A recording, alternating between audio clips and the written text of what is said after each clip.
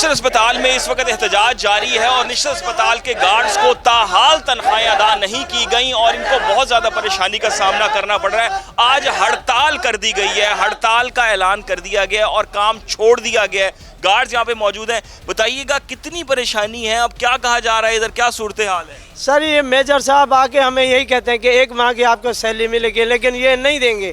آپ اس پہ 4 ماہ ہو گئے، ہم ان کے یقین کرتے کرتے ہمارے حالات اتنے خراب ہو گئے، ہم اپنی خودکشی کے قابل ہو گئے کہ تنخواہ نہ ملے تو ہم خودکشی کر لیں۔ بچوں کو کیا منہ دکھائیں، دودھ ان کو کہاں سے لے کے دیں، راشن پانی کہاں سے لے کے دیں؟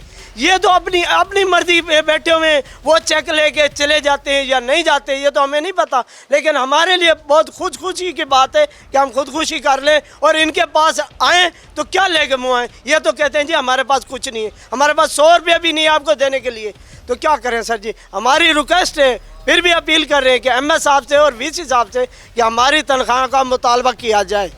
جی بالکل یہی صورتحال ہے، حالات جو ہے وہ گارڈز کے بہت زیادہ خراب ہو چکے ہیں، 4 مہینے ہو چکے ہیں، تنخواہیں نہیں دی جا رہی، مہنگائی کا دور ہے اور ان کا یہی کہنا ہے کہ بار بار کی یقین دہانیوں کے باوجود نہیں ملی، جس کے باعث اب یہ ہڑتال پر چلے گئے ہیں اور احتجاج اپنا جاری رکھا ہوا اور ڈیوٹیاں نہیں کی جا رہی۔